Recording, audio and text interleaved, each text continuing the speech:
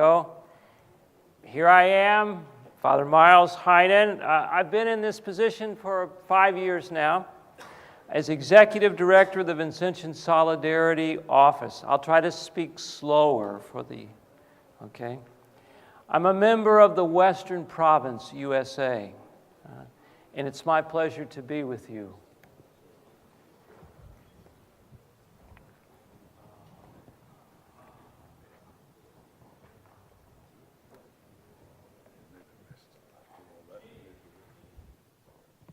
Solidarity Office, VSO we call it, has 2 associate directors. Mr. Scott Fina has been associate director since July 12, 2004. He holds a doctorate in political science and worked for several years in universities. His previous Vincentian service includes serving as administrator of Gabriel Michael Inn for homeless men in Philadelphia, and administrator of the Vincentian Renewal Center in Princeton, New Jersey, for the Eastern USA province.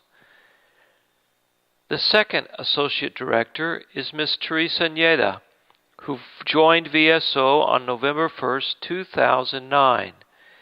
Teresa is a 1984 graduate of Niagara University, Eastern Province, USA, and completed graduate studies at another university. She previously worked as director of a nonprofit organization that works with migrant farm workers in the USA. She brings to the VSO her experience in grant writing, international relations, and a love for the Vincentian charism. The VSO is an office of the General Curia and is mandated to assist the congregation of the mission with obtaining funds for its evangelizing and service of the poor. But if we look at the bigger picture, the VSO is one part of a larger vision. The vision is about solidarity. Blessed John Paul II defined solidarity in Solicitudo Rei Socialis number 38 as a firm and persevering determination to commit oneself to the common good, that is to say, the good of all and of each individual. The vision is about promoting a relative equality in the international congregation of the mission, such that each province, vice province, and mission has the resources to be effective in their particular locality in evangelizing the poor. Father John Gulrich reminded us in 2007 in Mexico that in the realm of finances, the Congregation of the Mission has a method for promoting solidarity that has 3 legs. First, the International Mission Fund, IMF, responds to the operating needs of the current year. Second, the VSO responds to the construction, infrastructure, and special project needs. Third, the Patrimony Fund Project, PFP, also known as the Vincentian Endowment Challenge, responds to the need of long-term financial stability.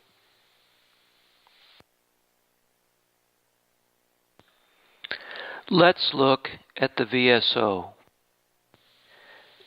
First, the VSO provides an optional service to help manage the relationship of the Congregation of the Mission with potential funding agencies. The VSO enhances the credibility of the Congregation of the Mission with the funding agencies and increases the Congregation of the Mission's effectiveness in obtaining grants. The VSO works with our provinces, vice provinces, and missions which have been selected for service by the General Curia.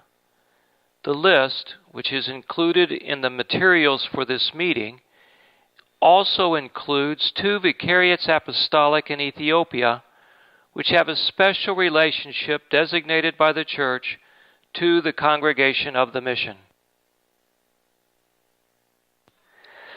the potential recipients of service number 55, of which 48 have used the VSO one or more times. The method the VSO uses to accomplish its task emphasizes four things. First, project design. Second, professional and detailed applications. Third, detailed and timely reporting. And fourth, a contribution from the congregation of the mission. The project design, application writing, and reporting aspects have gained for VSO a good standing with many agencies, such that VSO has even been solicited as a partner by a funding agency prior to a proposal being submitted. I personally visit many of the agencies we deal with on a regular basis. The VSO has significant experience in project design and application preparation to contribute to a collaborative effort. Reporting, however, is the most difficult aspect of the VSO work. While in some instances the reporting by the provinces, vice provinces, and missions has been wonderful, it seems there is built into our human nature a distaste for paperwork. Even with repeated threats of denying access to viewing the World Cup, it is sometimes almost impossible to secure the necessary information from the men in the field.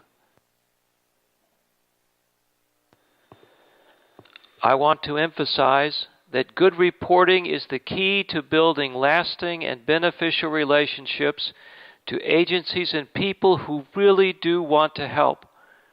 What stops them from helping is not knowing that the funds they send will actually help the people they wanted to help. Reporting is the key.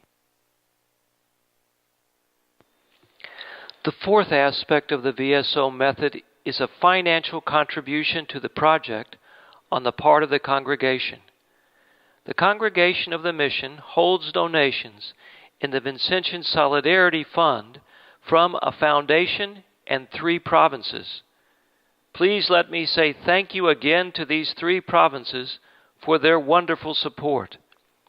The VSO uses the Vincentian Solidarity Fund to motivate the participation of funding agencies in our projects. For the most part, VSO goes to an agency not only with a well-designed project, but also with our own funding in hand, increasing the credibility of the project. This aspect of offering a contribution from the congregation of the mission provides an opportunity to consider the way one province collaborates with the projects of another province. Your donation to the Vincentian Solidarity Fund, in essence, relieves your office of time-consuming due diligence concerns about the proposed project and places the due diligence with the VSO. In addition, the VSO brings vast experience which helps strengthen the design of any given project and contributes to the professionalism of the application. Finally, the VSO increases the impact of your donation, since your donation would always at least be equaled by the donation from a funding agency. Of course, nothing is perfect. By giving your donation to the Vincentian Solidarity Fund, you relinquish the power to choose which particular project in which particular province will benefit from your donation.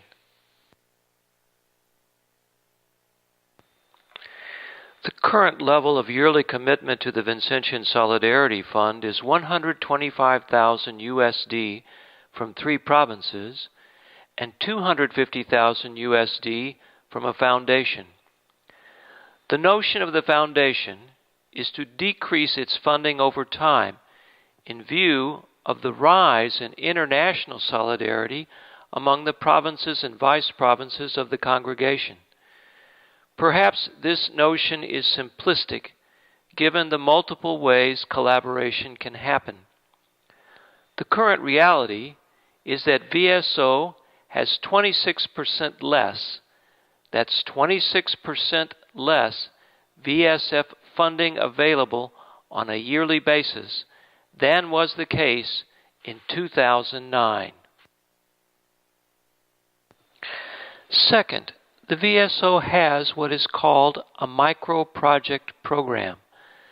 The micro-project program allows a $5,000 USD maximum grant once per year to those on the VSO list. The reason for starting the program was to stimulate the use of the VSO, since these grants were more readily accessible. The funding was a separate pool established by an initially large donation and maintained by donations from individual confreres. The program has been hugely successful in meeting small needs in a timely basis, with 110 projects granted over 6.5 years. However, the pool of funding has become a shallow pond. If the status quo continues, there will continue to be long periods in which no grants can be made, as was the case from November 2012 until May of 2013.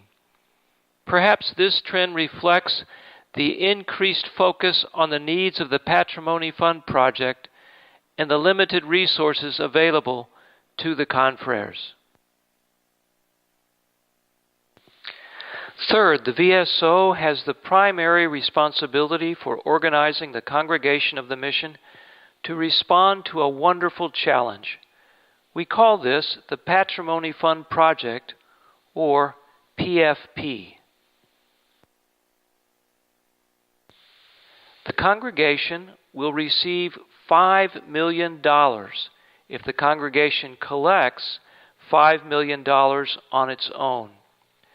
The resulting $10 million will create 10 endowments of varying amounts. An endowment is an investment that distributes a percentage of its earnings on a yearly basis. 7 provinces and 2 vice provinces account for 9 of the endowments, and the 10th is for the use of the Superior General in favor of the Vincentian lay organizations of which he is the Director General: Vincentian Lay Missionaries, Vincentian Marian Youth, and the International Association of the Miraculous Medal. I will speak more about the PFP later in this talk. At this point, let's look at what our confreres' dreams and hopes have come to produce with the help of the VSO. Let's look at the numbers. This look comes from the beginning of VSO in 2002 through the end of 2012. The numbers are given in US dollars. For projects, we collected some $7,705,355 US dollars. For micro projects, some $538.92. For our work in Haiti with the Vincentian family, $896,999.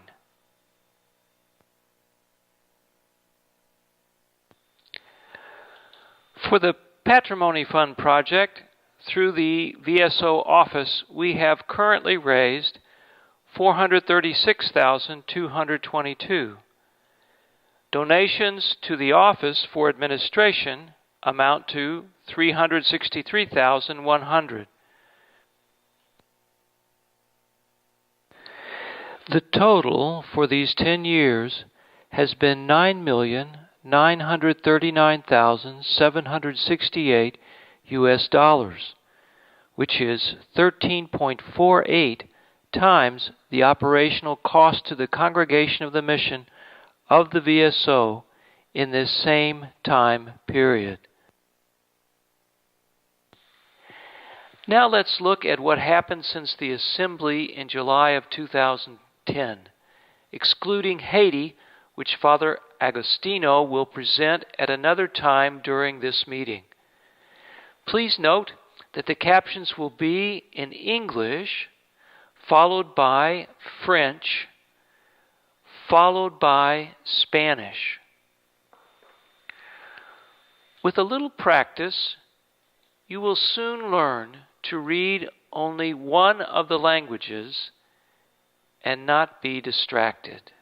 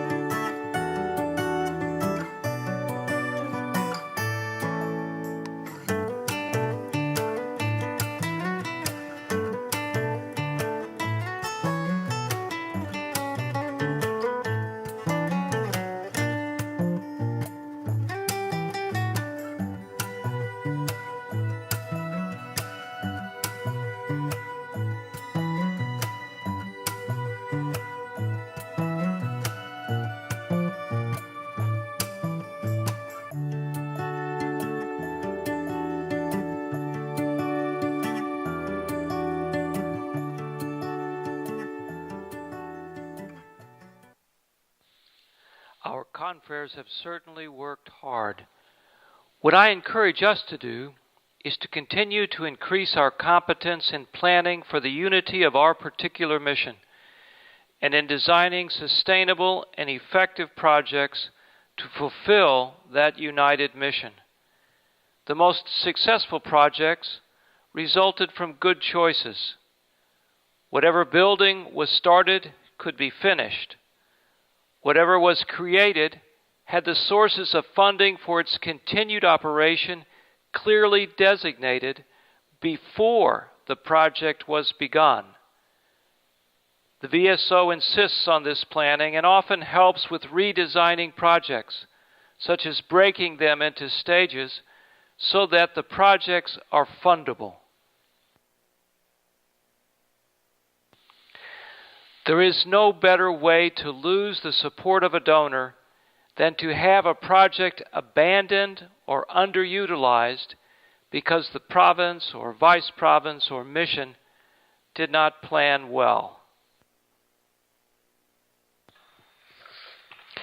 As another part of increasing our competence in designing sustainable and effective projects, I promote again the study of the wisdom of our Vincentian family that is elaborated in the book Seeds of Hope.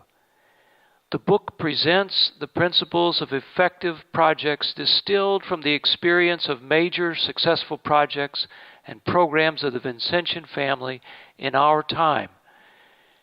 The book is not about theory. It is about what has been discovered to be successful in our own collective experience. I am quite convinced, by my own experience, that if the wisdom found in the Seeds of Hope is brought to life in our projects, we will be very attractive to those who want to donate. Let me give one example. Our confrere, Father Noberto Carciar, was assigned to the parish Our Lady of the Land of Promise, which serves the squatters in Payatas, Philippines, a 362-hectare area that included a 15-hectare garbage dump. Beginning with direct aid of the Vincentian Missionary Social Development Foundation, Incorporated, Father Carciar soon transitioned to the empowerment strategies of microfinance. Starting with a parish savings program in 1995, there were soon 2,000 members of the Lupangi Panganco Urban Poor Association Incorporated, which in 2.5 years grew to 5,300 members. Soon other associations were started, and by 1999, 20,000 and more were members and were applying for mortgage funds from the government. The people were viable partners in the economic development of the Payatas area. Through their community-based organizations, the poor of Payatas were using their savings and credit funds to construct better housing and to purchase tracts of land and outfit them with roads, electricity, waste disposal systems, and water distribution systems, and even to create a health insurance program.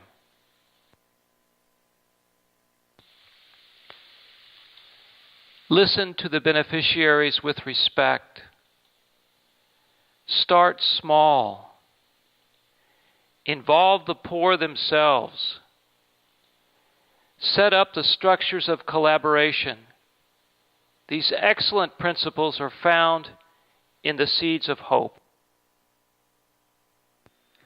Finally, let me return to the Patrimony Fund Project, or PFP. I want to thank the provinces who have year by year contributed to this project. The project is 48.02% complete as of February 5th, 2013, with $2,400,800 USD collected or pledged.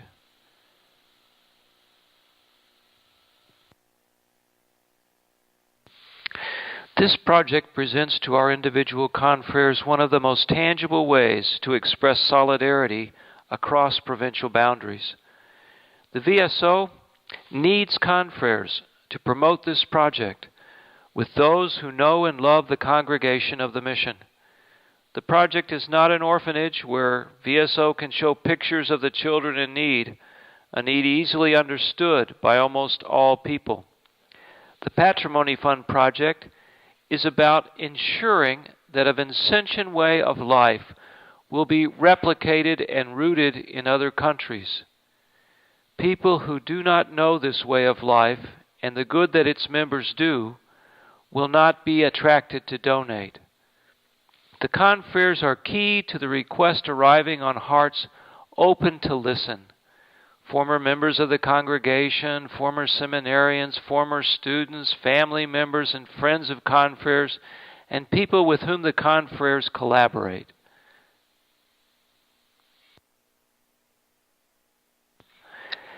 As you have noticed, the VSO has changed the format of the quarterly bulletin to emphasize the Patrimony Fund project. The VSO has also begun to address the confreres in 19 of the provinces in a direct way through monthly emails to update them on the progress of the Patrimony Fund project and to motivate their participation. The VSO wants to enlist at least 650 confreres who will each gather in the way best for them a total of 1,000 USD, about 800 euro, per year for the years 2013, 2014, and 2015 to send to Rome for this project. What some of you could do is to talk to your senior confreres about the opportunity for helping the international congregation by including the Patrimony Fund project in their wills or legacies. I have included in your materials the correct phraseology to use to include the Patrimony Fund as a beneficiary in a will. Let me show you the website. The website is presented in English. With this button, you can translate the text portions into another language, such as French or Spanish. Unfortunately, the videos and the online contribution page remain in English. And what does the Patrimony Fund buy us? One of the beneficiaries of the Patrimony Fund project has a new mission in Odessa, Ukraine. The mission refitted a double-long city bus to serve food and give medical treatment to the homeless. The bus made its debut at a park near the main train station in Odessa. Volunteers are plentiful and even include a Jewish couple who cooked the soup. Our men did not know if the park manager would allow them to stay. After a while, the park manager came and asked, "What are you doing here?" Our confrere Vitaly Novak pointed to the homeless and said, "We are feeding the homeless." The park manager looked around at the gathered group of homeless and said, "You can stay." The bus came to the park 5 days a week, but had to retreat each night to a parking spot some 40 kilometers away. After 3 months, the park manager came back and said, "You don't have to leave each night. I will show you where you can park the bus here in the park. And I have an old office you can fix up to store your materials in."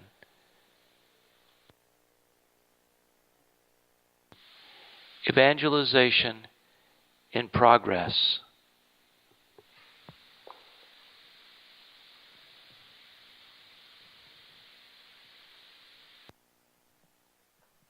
Okay.